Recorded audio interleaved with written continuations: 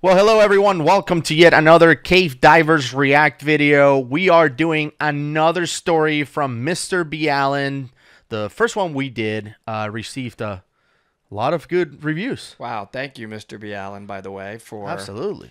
reaching back out to us. It was amazing. This one I'm particularly excited about. So go ahead and let's make the intro because this is awesome stuff coming up. Yep, absolutely. So this story is actually the first one that we thought about reacting a couple months ago. It is, part of one of my favorite series that he does, Mr. B. Allen, and we subscribe to him. Top 3 claustrophobic horror stories, part 1. This is the first one he did as part of the series, and I think he's up to like 20-something now. I mean, he's done a lot of these, but this was part 1, and it was part of the top 3. And one of our good friends, Mike Young, who we reference in the show like almost every episode as the peak of performance when it comes to cave exploring and cave diving. We all want to be like Mike. I was surprised to see that on that video Mike was part of the show. One of the dives that he was involved with was one of the stories, and on the next trip we had was back in the day when we went mech tooth hunting the first time around. I showed Mike the video and he was like, yeah, it didn't go like that. Yeah. For the most part. So the purpose of this, I just want to jump in a little bit and then we're going to turn it over to Mike. We are here to hear from Mike the facts about what happened. The purpose of this is by no means to say derogatory comments about Mr. B. Allen or the fact that he brought light to this and shared it is quite nice, and he was relying upon a certain amount of facts that were out there. Right. He wasn't on the dive. He wasn't on the dive. Right. He had a certain amount of information, and that's the information that he conveyed. But as things go, we have a first-hand witness. This is Mike Young. He is the subject of the video, one of the subjects of the video. So Mr. B. Allen, we did reach out to him. He encouraged us to do this. He's embraced this. So I want all of his fans and subscribers to know that he is for us doing this. And I think this is going to be fantastic and a compliment to what he already did. So with that said, I'm going to try my best. I am on coffee to stay rather quiet and listen. Listening skills at play. And welcome Mike to the show, by the way. Absolutely. So Mike, for the first time, I guess, on a reaction video, you've been in one of the podcast episodes we did about cave diving, where we learn about kind of your story, and also you've been on the mech tooth trips vlogs that we've done, but for the first time you'll be reacting. And gave us a lot of the meg teeth absolutely that we the ones gave that we away. The really nice ones are on from Mike. On the 10,000 subscriber one, so that was awesome. So welcome Mike to the show. So thank you for having me. Absolutely. Let's get started with the video and hear your thoughts on that. By the way, we won't be reacting to the other 2 stories, just doing the one with Mike.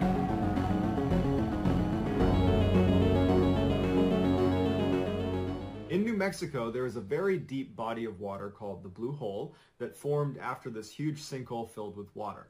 And because the visibility inside of the Blue Hole is so good, it's become a very popular swimming and underwater diving site. But at the bottom of the Blue Hole, 84 feet down, there is this little tiny opening that almost looks like the drain at the bottom of your bathtub, except it's just big enough that a grown person with scuba tanks on could wriggle through it, and if they did, they'd be entering into a vast network of tunnels and caves that have never been mapped, and many of them have never been explored. In 1976, 2 recreational divers from Oklahoma were exploring that deep section of the Blue Hole when they got lost and drowned. When the police went in, they started to get lost themselves, and when they finally located the bodies and brought them up again, they told the owners of the land that the Blue Hole was on that section of the cave is incredibly dangerous, and until you get someone in here to professionally map it out, you really should not be letting anyone go down there. And so the owners decided, you know what, instead of mapping this out, let's just seal it off permanently. And so they put this huge metal grate over it and bolted that down, and then they put a whole bunch of boulders over that sealed up metal grate. Fast forward to 2016, and an elite diving organization called the ADM Exploration Foundation that literally goes around the world exploring unmapped caves and professionally maps them, They reached out to the owners of the Blue Hole Cave and said, hey, we'd be happy to map out your forbidden section. And the owners granted them permission. So this would be the first time in 40 years that anyone had been in the deepest section of the Blue Hole. One of the divers that was going to be on this excursion was a guy named Shane Thompson. He had been a diving instructor for the United States Navy before becoming an advanced scuba instructor in San Diego. All in, he had about 20 years of diving experience, most of it the cave diving variety. On March 26th, 2016, the boulders were removed and the grate was unbolted, and the entrance to the forbidden section of the Blue Hole was now open. Shane had actually been told to stay on land as a safety standby diver, while another diver named Mike Young was going to be the first into the cave and would just explore the upper section. All right. So I feel, Mike, you want to stop Yeah, the video. yeah. Shane wasn't supposed to stay on land. He actually was going to accompany me to a certain point in the cave, and he was going to stop there. So the question I have is actually, sorry to interrupt, it's probably we have the same question, is how do you guys end up like finding out about this place and asking to explore it to begin with? How did that work out? That's so funny, Gus. That's exactly what I want to know. Like, why did this happen? What's the purpose? Well, the purpose is it's an unexplored cave. I mean, What do you mean? Okay, there we go. So yeah. So no, one of the do. Advanced Diver magazine persons was passing through and saw the Blue Hole there and made contact with the city of Santa Rosa and started the process and the paperwork to get a permit to dive it. Okay, so I want to make sure I understand this. So is this on private land? It is private land. It's So owned by the city of Santa Rosa. So even though it's on, okay, got it. The city of Santa Rosa owns the land. Right. Right. So you have to get permit. That's why you had to get a permit. Okay, gotcha. We had to that get was confusing to me. Not a permit as much as permission from the city. I gotcha. And did you again, the plan was I guess you were taking down special equipment to ultimately be able to map it out, provide drawings and so forth? Correct. Gotcha. Okay. That's awesome. All right. Let's keep going. But as soon as Mike Young got in the water that morning, By the way, why wouldn't they get like a good picture of you? That is, You know what I'm he's saying? ripped. Yeah, Mike, not only he's ripped, but he has better pictures. Like the one of you with an alligator. By the way, that's like my favorite picture of Mike. Yeah. He's like, holding this. Do you have the mouth open on the alligator or something? Yeah. All right, let's try to stay All right, focused. let's go. a couple minutes later, Shane was in the water after him, and Mike remembers as he was making his way down the main cavern section before getting to the actual forbidden entrance, looking up and seeing Shane coming towards him and thinking, I thought he was supposed to stay on land, but he figured someone must have told him to go in, so he didn't think much about it. Should we stop it there based on what Mike said? Yeah. So like you said, he was supposed to come with you. He didn't surprise you.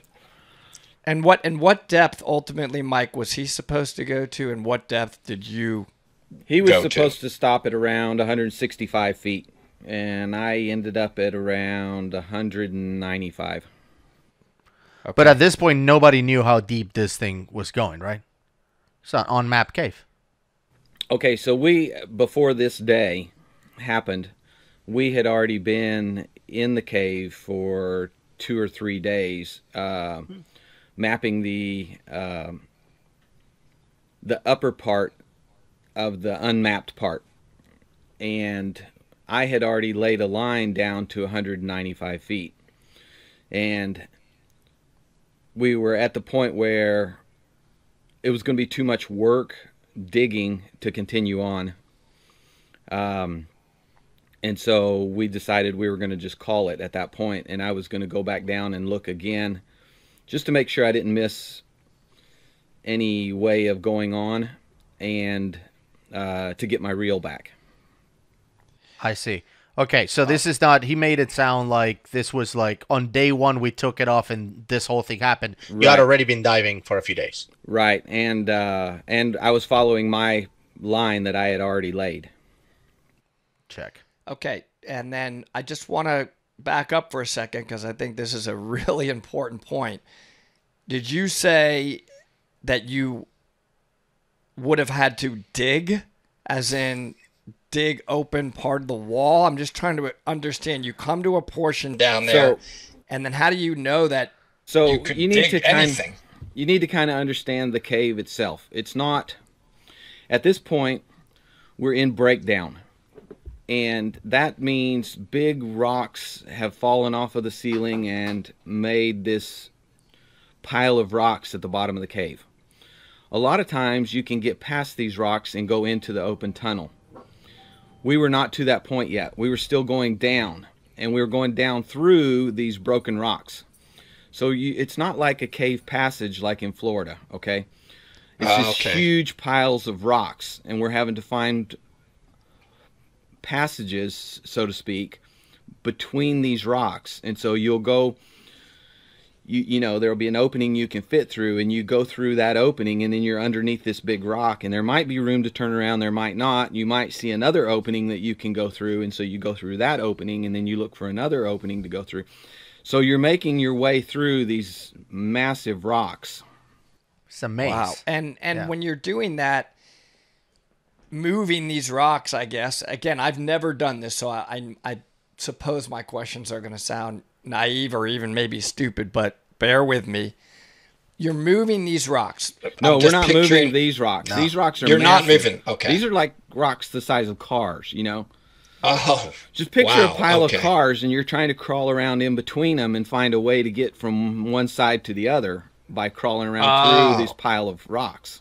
So there's just enough room in between these rocks to like squeeze through. Right. So imagine, from what I understand, imagine there's like a tunnel, right? And then a bunch of rocks fell on it, blocking the continuation to the tunnel. So Mike is trying to figure out, how can I get through the rocks to go continue on the tunnel? Right. Okay. Right. Except instead of it being a horizontal tunnel, turn it upright.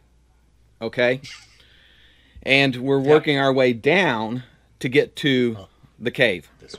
Gotcha. So that helps me, because I was fearing that you're moving these giant like boulders, which could cause some kind of collapse. But in between the big rocks, sometimes is small rocks, and sometimes you can move some small rocks out of the way and get to the next, get past the next rock.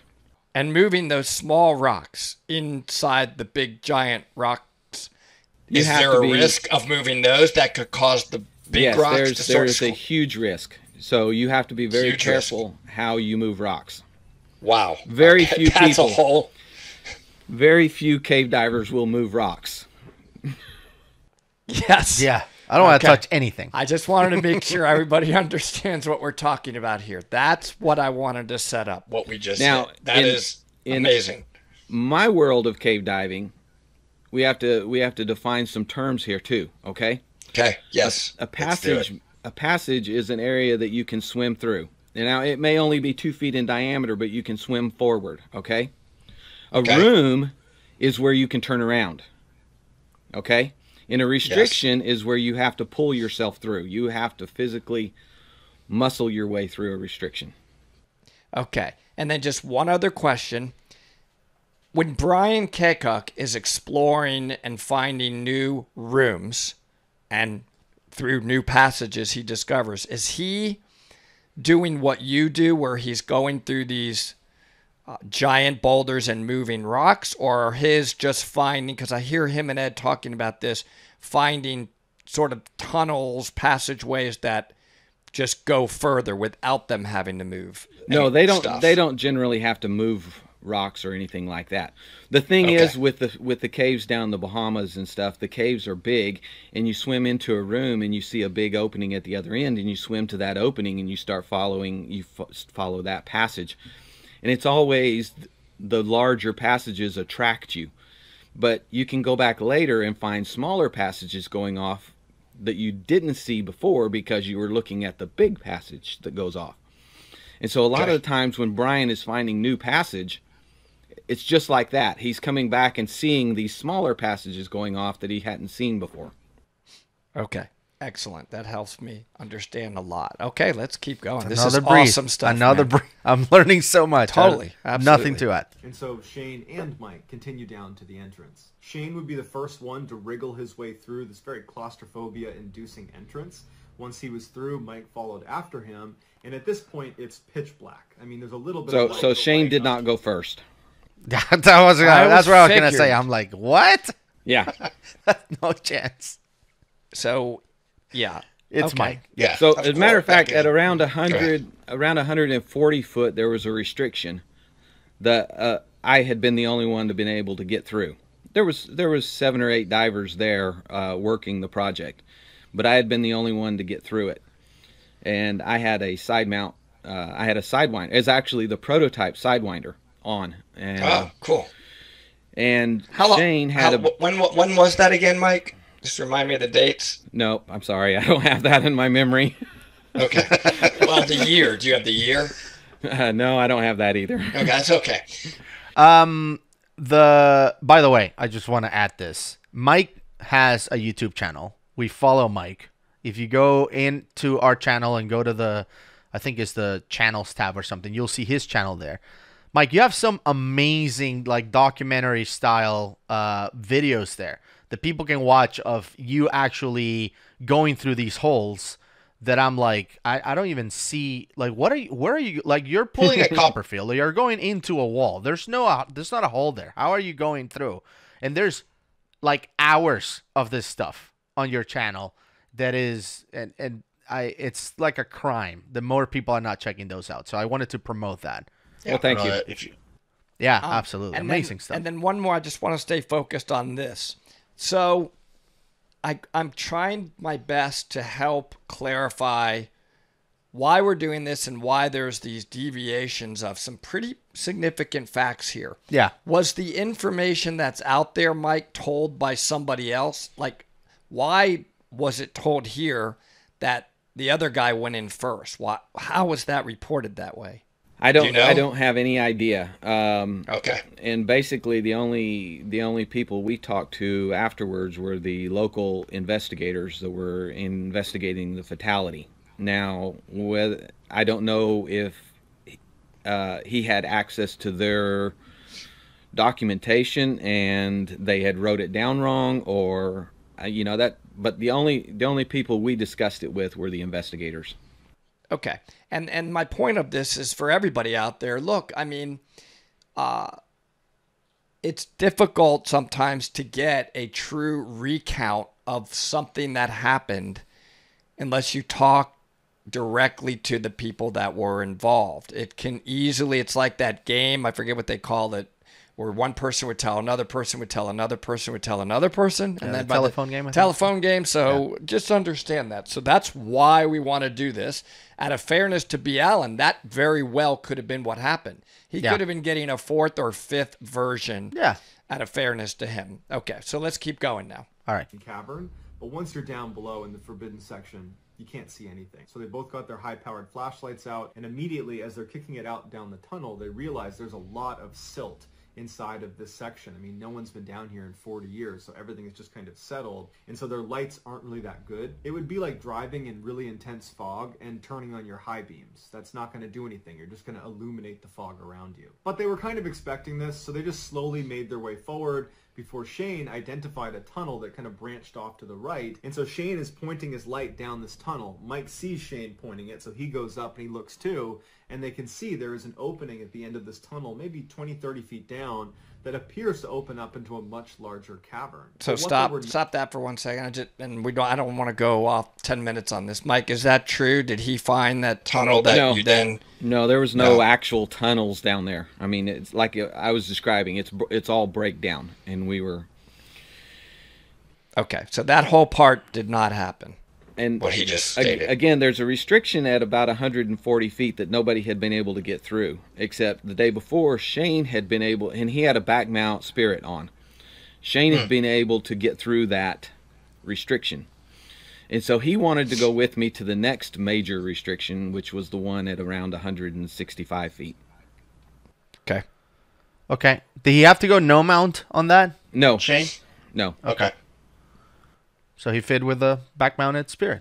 Yeah, so he got through it, and then there was a little bit of a tunnel there. We were following the ceiling, and so the rocks were below us, It is pretty silty in there, but we had a couple of feet of room, and it was fairly wide, about 6 feet wide, and went on down to the 165-foot restriction. And then I turned around and I put my hand up in front of Shane and told him to hold and wait right here at that tie-off, and then I continued on. Okay. All right. Let's Now, listen. one other thing. Everybody out there that may not be familiar with these terms, because we get those comments a lot, and that's a fair thing. The spirit that we're talking about means that that diver had something on his back. What it is and the workings of a rebreather is not going to be discussed right now. But he had stuff on his back. Mike told you earlier he had what's called a sidewinder, where everything is along his side, so there's nothing on his back. So Mike's profile is significantly smaller than the guy who had stuff on his back, thereby enabling Mike to get through tighter areas, as he's calling them, restrictions, or these passages through these rocks, okay? Understand that's the terminology we're throwing back and forth here casually. Mm-hmm. Not able to see from their position, or perhaps just in haste they didn't realize this, is the tunnel actually starts big and then funnels down to almost a point. And in order to get into that larger cavern at the end of the tunnel, you basically need to force yourself through that hole. It is not an easy space to fit through. But either way, Shane takes off first, Mike follows him, and as they're moving down this tunnel, the silt is getting kicked up very dramatically all around them. And so now they cannot tell that the walls are basically closing in on them. Is that right? No. Okay. There was silt, So- but I was in the lead, and we were following an existing line where we had already been. Okay. So this is not like you were disoriented, Shane was in front going through a tunnel that No. you've never been. No. You're all following line. You've been there before. Yeah. All right. And as they're getting closer and closer to what they think is going to be this huge cavern, they actually suddenly get stuck. Shane gets stuck first. Mike comes up alongside him because it's so silty he can't see. And he swims right between Shane's leg and the wall and gets wedged. Okay, wait, All right. stop that, obviously. Mike, you were So what happened? You were first, so go ahead and tell us what happened there. Well, we got to the restriction at 165 feet, and I told Shane to wait there. And he had his GoPro on his helmet, and the investigators were saying, "Yeah, we saw your hand signals. You saw it. You said wait right here." And I continued on, and as soon as my legs were out of sight, he went ahead and went in and tried. Gotcha. Okay, so you went through first through that restriction that only you have been through, I guess, at that Yeah. point at 165. Mm-hmm. And he was like, so he probably mistook your wait right here for wait for me to do it and then you do it. Instead of wait here. No, my opinion is, and this is all conjecture, but I think Shane wanted to see the end of the line, and he knew I was pulling the reel, and he knew the plan. It was gone over very thoroughly. He knew that that's where he was supposed to wait. There was no miscommunication, Yeah. But I think he decided, he made a choice right then and said, I want to see the end of the line. And so he continued on Okay. against the plan. Against the what plan. you told him. But, Yeah. Mike, did you know at that point that he continued on? No. No, okay. Okay, so he went behind you, and because he's back mounted, he has the spirit, he got wedged. Is that what happens? So from there to the end of the line is just a whole series of restrictions, okay? Because we're working our way through these big boulders, okay? And so you come out and you got a little opening for like 2 feet or so, and then there's another restriction, and then a little bit of an opening, and then another restriction. So it's a whole series of restrictions. By the way, Gus, Yeah. do you know what when I look at you this way, What? this would have been, a little bit, would you want to do this? No. I would with Mike. No. I'm if not. you're with Mike.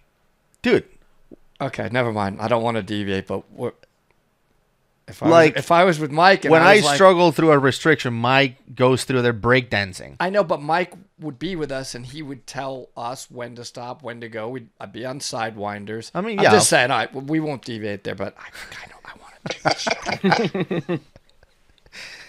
No, this is hardcore. I know, but with Mike, Mike, I'll go to the gates of hell.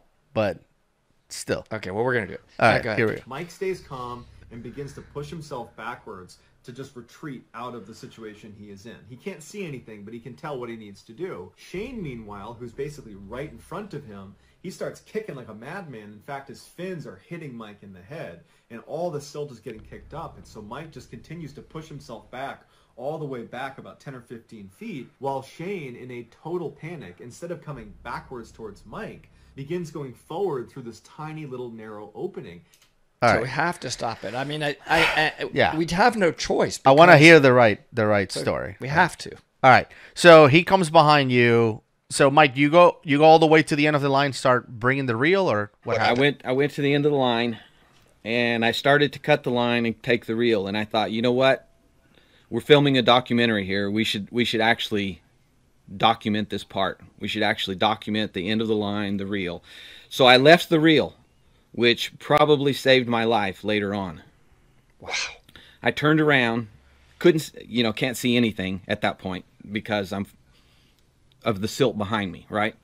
Yeah. I turn around. Was it one of those situations where it was so tight that no matter how you kicked, how you pull, it was still still tight? out. Right. There's no choice. It's going to silt. Yeah. So I turn around, I start following the line. I only go a couple of feet, and I ran into Shane. He had made it through like 5 restrictions. Wow. So I ran straight into him, and I'm like, turn around. And he said, I can't, I'm stuck. And he had been stuck for a little while, and he was already pretty panicked. Yeah. So I grabbed a hold of him, and I forced him into the room I was in, and turned him around. I nearly broke his legs turning him around, but because it was a really tight area. Anyway, I got him turned around, I got him on the line, and sent him back through. Okay.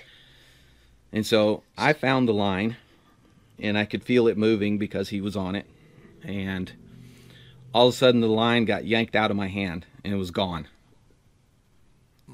And so I'm feeling around, and I can't find the line. And I don't know if it broke it or what, but it was completely gone. So I started feeling around for an opening to get out. Yeah. And so I found an opening that I could fit through, and I wiggled through it and started feeling around because I knew pretty much which way was up, and my basic direction needed to be upward. Yeah. And so I found another little opening that I could get through, and I went through it, and I'm feeling around, and I felt the line again. Reaching through another hole, I found the line, but it was not the holes that I had been going through. But anyway, but I was confident I could make it through that one. Where was Shane at that point? I don't know. Yeah. Okay. Okay, so I'm you assuming. just knew he was behind you, and he yanked the line. Well, no, he was Yeah. ahead of me. He was going out. I turned him around and got him headed out, so he's ahead of me. On Oh, the he's inside. ahead of you. Okay. Yeah. Okay. So I found the So- line. There was. Let me pause. At one point there, I started to panic. Also, I'm like, completely. That's what I was about to ask. I'm like, And I had to stop, mean, and I had to completely stop and sit there for like 5 seconds. And I'm like, okay, I have a rebreather. I have all day. Just I gotta work my way out of this, right? And so I sat there and I calmed down, and then I started looking for another opening. And then that's when I reached through and I felt the line. And I was able to make it through that restriction. And I got a hold of the line. And I started following the line. And then I felt Shane's hand reaching through this little tiny hole, grasping around. okay, so before you tell that, I just have a technical question. This is just for me, I think. When you're exploring cave and you're laying your line, do you still put in arrows like every certain distance or whatever in case you need to come back and know where the exit is? No, I only put arrows at an intersection. Wow. Okay. Um, And by the way, just for those of you watching this that are not cave divers, an arrow looks like this. Let me get out of the way to see if it focuses. Well, it's not focusing. But anyway, it's something we put online that tells you where's the nearest exit. So that's what I was asking, because we dive in map caves and they all have arrows every 100 feet. Yeah, but I guess Mike's saying there's no intersection, so as long as he keeps moving forward on that line, Right. he knows that's going to lead to the And exit. going up, you knew that going up is going out. Anyway, so I found Shane's hand coming through this really small opening, like the size of a volleyball. And it's like, and he was frantic. And he grabbed a hold of my hand, and I'm like, and so I started feeling around him. And then I found an area that was larger that he could go through. And so I reached through, I got my hand back from him. Yeah. But I reached through that area, and I grabbed his shoulder and pulled him down and started pulling him over to that opening. And so when I started getting him through that opening, once he realized it was an area he could go out, he, of course, he's full-blown panic. He started crawling out as fast, as hard as he could, okay? Yeah. And that's when we got stuck. So he came out underneath me and forced his way under me, and to the point where my head was at his feet and his head was at my feet. And we were stuck. And he is kicking and kicking and kicking. Matter of fact, I had a lot of bruises and stuff. And at first I was just shielding my face, to keep him from kicking me in the face. He ended up breaking my dry suit dump valve by kicking it against the ceiling, my arm against the ceiling. And so my suit started flooding. 52-degree water. Wow. So I kept trying to move. Of course, I was just wedged. And I was able to get one of my heels of my feet up in a little crack a little bit. And that was enough room that he could go through, but he pulled my fin off my other foot on the way getting out. And once he came unstuck, I fell halfway through that hole, my upper body, and I was upside down. Because your suit was flooded? Yeah, it was starting to flood, and I was crawling around in there anyway. I wasn't neutrally buoyant. Right. Anyway, I fell like partway through, and because I had my hands up by my face like this, and so when he came loose, I fell partway through the hole, and I couldn't get myself back up. So I thought, well, I'll just go through the hole and turn around. So I went through the hole and I turned around, and of course I have no line now because the line wasn't even where it was supposed to be to begin with. I had just reached off to the side and found Shane. So I've got no line, and I'm sitting in this hole. And again, I had to stop and calm myself down. I was like, okay, I'm not going to do anything. I'm not making a single move unless there's a purpose. It has to have a purpose. I can't just go wandering around or anything. I have to, every move has to have a purpose. And so, and we're still at like 180, 175, 180 feet deep right here. Okay, wow. So decompression is adding up fast. Oh my God. And are you clear? Are you clear, or are you on helium? I'm on a trimix. Okay. So I said, okay, first I got to find the hole I just fell through and go back up that. And so I was like, well, it has to be above me, right? Because I fell down it. And so sure enough, I found a hole that was big enough to get out. So I went through that, and I found my fin. And I was like, I'm going to live. I've got my fin. I'm going to make it. My goodness. That was it? The fin was it? Yeah. Well, that that's like was a positive thing. For that sure. was such a positive step. I mean, because I was like, I'm dead. I'm just, there's no, it was just so overwhelming to think about everything I had to do to get out, Anyway, I got my fin back on, and I started working my way up again. Look for a hole, go up it. Look for a hole, go up it. And I ended up coming up into some visibility. Not a lot, but, a couple of feet. And I swam out into this room, basically. It was, not a big room, and I saw the line. And I started following the line, and I recognized a tie-off. And the line, I had a hold of the line, and it was still moving. And so Shane was still active and making the exit. Yeah. I go past the tie-off, and the line's not moving. And I'm like, crap. I went around him again because I wasn't going out the passage that we had originally laid the line. You found some other way back to the line that didn't include Right. Shane. And so I started going back, because Shane is still back there, and the line went limp and quit moving. And I just knew that it wasn't because he let go of it, that he had passed away. And by the way, do you think from all of the work he was doing and all the moving and the using of energy that he just started building up CO2? Is that what you think ultimately happened to him? What ultimately happened is it was evident in his GoPro footage. He was overworked and over anxious and overexcited, and he was overworking the rebreather, so he bailed out. And he actually ran out of gas in his open circuit bailout.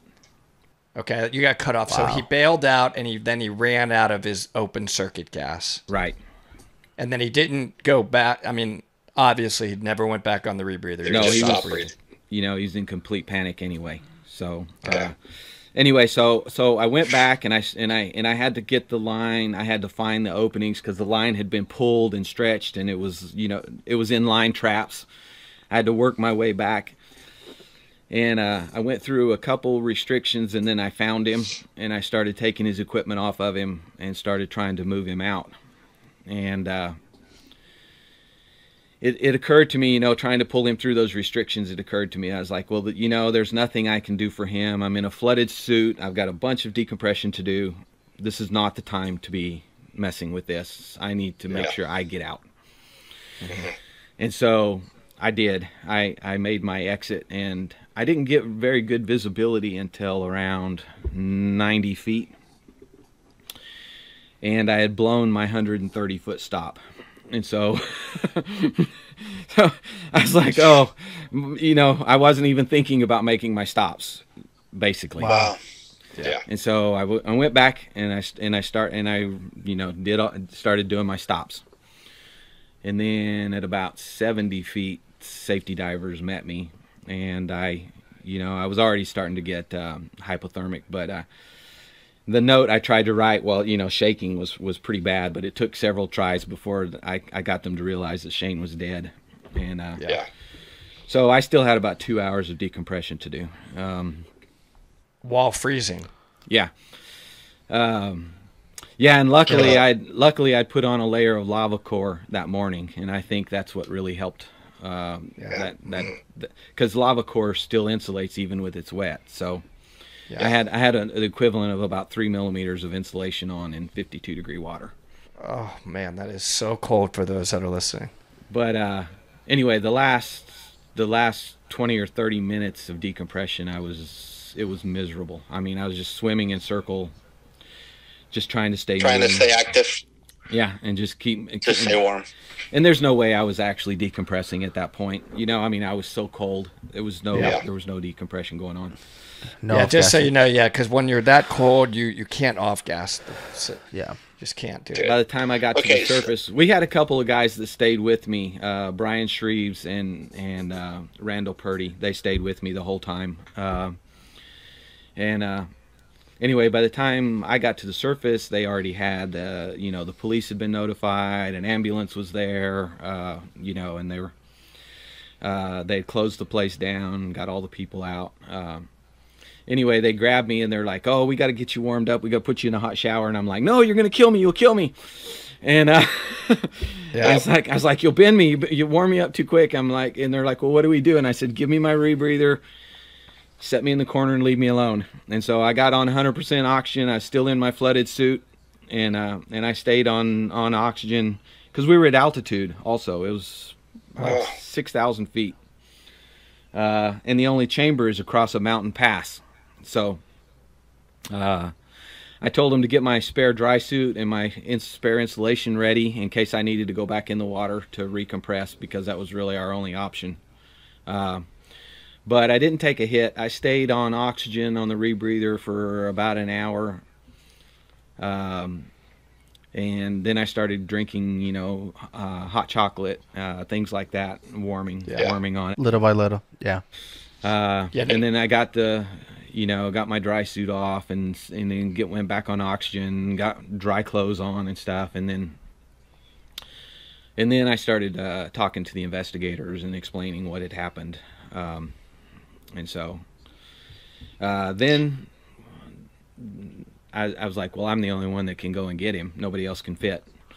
Before you go into that, Mike, maybe we can, run the story a little bit more and then stop to go and discuss what happened to the body and who got it and all of that. And the time frame what I'm losing track of is how long was that whole process? I mean, because you could have had, was it 5 hours where the scrubbers could have started going out on you? No, it wasn't really that long. Okay. The total dive was probably 2.5, probably about 2.5 hours. All right. And then when I was sitting on it, I wasn't really worried about the scrubber because I wasn't actually exercising any. I was just, sitting there breathing 100% oxygen. Gotcha. Right. Somehow manages to force himself into this chamber. Mike has retreated back out to the main hallway, and he's just waiting for Shane to do the same thing. But when he never shows up, Mike goes back down the tunnel. He goes right up to the little entrance into this cavern, and he pokes his head in, and he scans the light around, and he doesn't see Shane anywhere. But he sees right away that there's all these different exits into different tunnels that shoot all over this cavern. And remember, this is a totally unexplored section, and so there's no way for him to know where any of these go. But he knows Shane had to have gone this way. It's only been a few moments. He's got to be in here somewhere. And so he takes a deep breath, and he begins forcing himself through this tiny little hole, which took him quite a while. Because Shane, when he went through, it was adrenaline and panic that pushed him through. I want to add something here, which we learned on the Woody Jasper video. He talked about how you looked, and we all know this didn't happen because you told the story, but he talked about how you look and there's all these tunnels and you didn't know where he went. And one of the things we learned from the Woody Jasper video is that when Woody was trying to do this rescue, there were multiple tunnels, multiple ways to go, but all he did is follow the silt. Which tunnel has silt, that's where he went. So if you could see tunnels the way he described it, you would have quickly realize where he went. Yeah. If you went in one of the tunnels. Well, I had no visibility at all from the point I left the end of the line until I made it up to about 90 feet. Right. Probably why he did it so quickly. Mike really struggled to get through it. But once he was through, he pointed his light up and he looked for the biggest opening to one of those tunnels, and he began swimming up after Shane. And after a very long and windy and at times incredibly narrow, where Mike is second-guessing himself why he's even doing this, he manages to get to the end, and it's a dead end, and curled up at the very back of the dead end was Shane. His mouthpiece was out, and he was deceased. Mike was unable to recover him this day. He had to go all the way back out, force himself back through that hole, and go up to the surface and get some other people involved before they could come back and recover his body. So the running theory is that when Shane panicked and began swimming through that tight little space into that chamber, he must have somehow believed that he had gotten turned around and was making his way towards the exit. Now, it's easy for us to say, dude, you're in a tight little tunnel and you couldn't even get out. How could you have possibly turned around? But in reality, when you're stuck hundreds of feet underground in a tunnel that is unexplored, silt's been kicked up all around you, someone's blocking your way behind you, there's something blocking your way ahead, and you're pinched all around on your side by rocks. The mind can do some pretty crazy and delusional things. And once he pushed through that hole using adrenaline to force himself through, he went up thinking, I'm gonna get out, I'm gonna get out. Except he went into a dead end. And by the time he reached the end, either his mouthpiece was knocked out or he passed out and he dropped the mouthpiece out of his mouth. But either way, it shows you what can happen when you are trapped underwater and you panic. After Shane's body was... All right, so again, you already went over all of this. You explained what it was, but he didn't die going in. He died on his way out, right? He was trying to exit. Right. So he didn't push himself further into the cave into a dead end. He was actually trying to exit when he died. But in panic, he's right. In panic, divers do crazy things. Like Shane's suit was all torn up, his dry suit. I mean, he had a good DUI suit, and the arms had big tears in them. He tore the cable to his computer. When I recovered the body, I didn't bring the rebreather out. I just brought the body out, and his computer was on his wrist, and the cable was Wow. That's not an easy cable to tear apart. No. So I mean, the adrenaline, I guess. But yeah. So once we got out, I'm like, and it dawned on me that the investigators were like, well, we need to recover the body, and I was like, oh man, I'm the only one that can go there, and I was like, okay, let's get my suit and get stuff ready, and Kurt Bowen said, nope, not today. He's like, you're not doing anything until tomorrow morning at least. Get all the gas you can out of your body first. And so we waited that night, and then the next morning I went through and I got Shane and I got him up to the 140-foot restriction, and they took over. Did you sleep at all that night? No, I didn't. No. Yeah. No, and you keep thinking, what did I do wrong? What did I do wrong? How could I have prevented this, And you just, all these scenarios, every minute of the dive, I kept replaying, what could I have done differently? And, ultimately, the only thing I could have done is told Shane not to get in the water that day. But I had no reason to suspect that, and so I couldn't really do that. So I think that I'm sure you talk about this a lot. I think with your students or with any of us diving, we've just got to really always stick to these plans.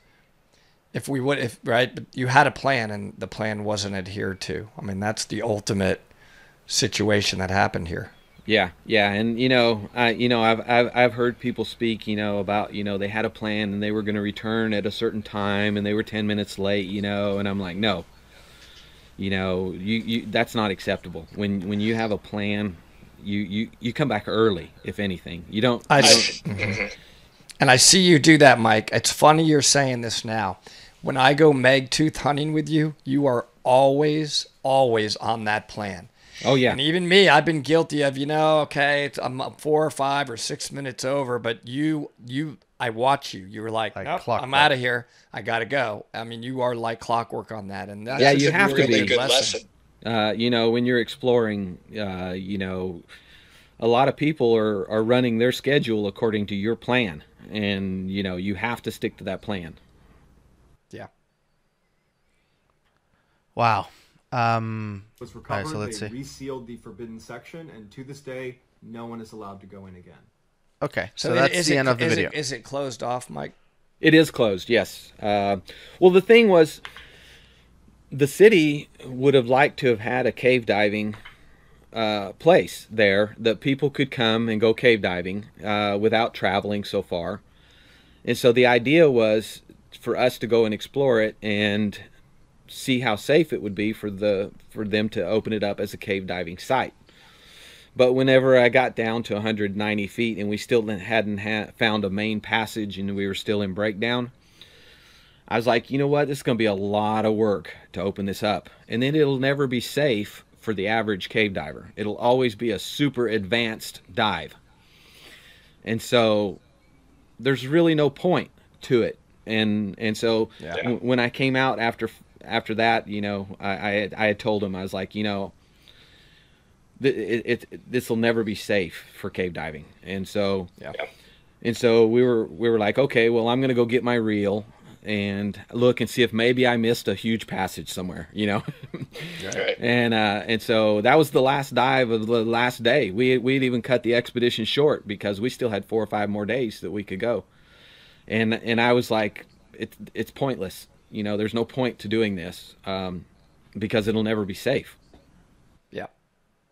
That's good that you did that. That's good that you've made that decision.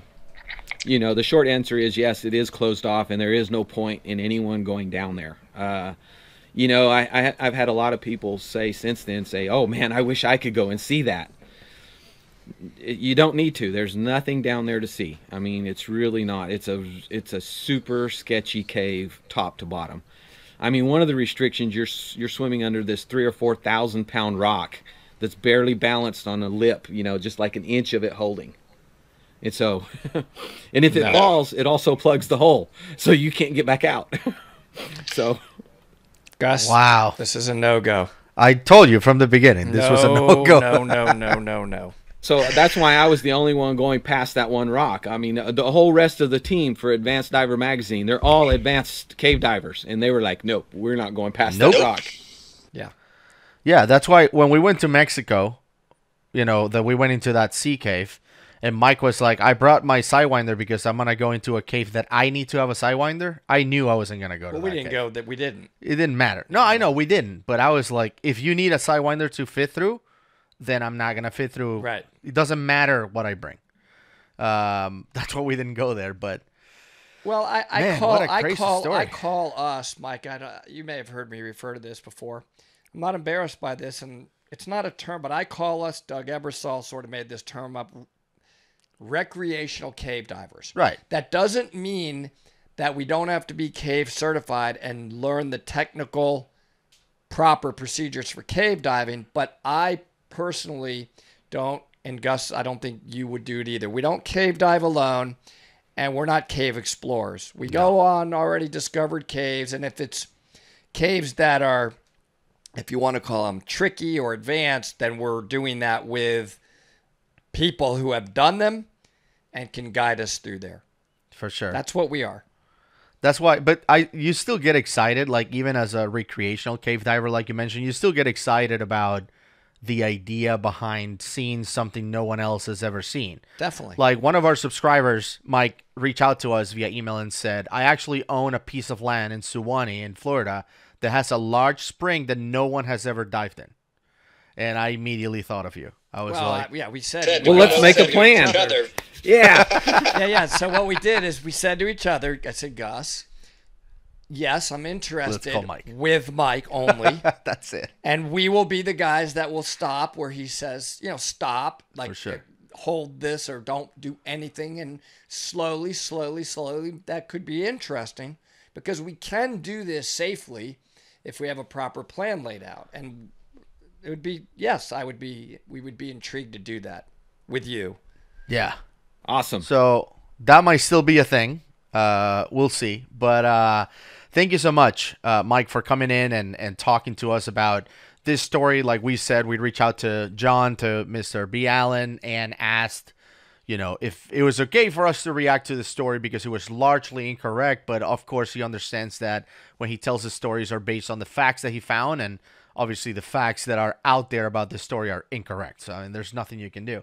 He did a good job telling the story, but I think the real story is scarier. Yeah, and I think this Yeah, actually than the other will, story. I think Mr. B. Allen will find this amazing. He'll Yeah. probably comment on it because you took the words out of my mouth. It's even more amazing, more astonishing than what was told before. And the astonishing part, Mike, is all of the little tiny moments that had to go right, as you said, for you to get out of there alive. And you stopped and stayed calm. And I love what you said. I did not make another move without it having a purpose. You forced yourself to be calm. And I think if you hadn't, Yeah, and like I You said went out earlier, there. if I had have clipped my reel on that day, if I'd have taken my reel from the end of the line, I would not have been able to make it out of there. yeah. So, But you clearly learned from this and never explored another cave after this. Wonder. yeah. No, you learn a lot, of course, and you bring all of that with you. But man, Mike is one of those guys that you have so many stories. Like I read the one from the book, the Close Calls book.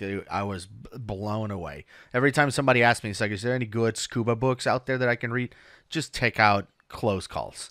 And and also one other thing, you've made this point before, Gus. Yes. Imagine if you had the opportunity in whatever sport you have, let's say it's golf, and you could have access to who's your Arnold Palmer, Jack Nicklaus, Tiger Woods. Yeah. Not only talk to them like this and learn from them, but play golf with them.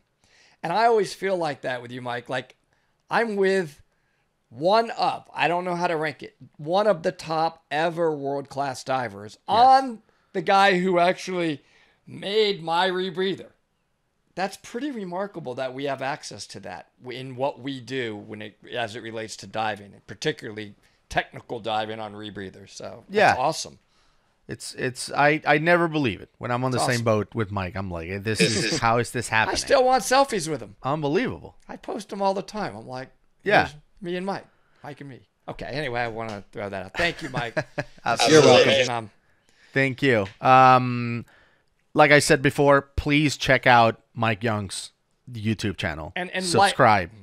and check out the videos. And like this They're for amazing. us. I know we really benefit if you would hit the like button, if you'd hit the subscribe button. This all benefits us, allows us to do more of these. Thank you for that. Absolutely. Hopefully we can have Mike again to just tell stories that are not a reaction, but just telling the story for the first time, because Well, I want to you have thousands. I want to video the spring that we now know we're going to try to explore with him.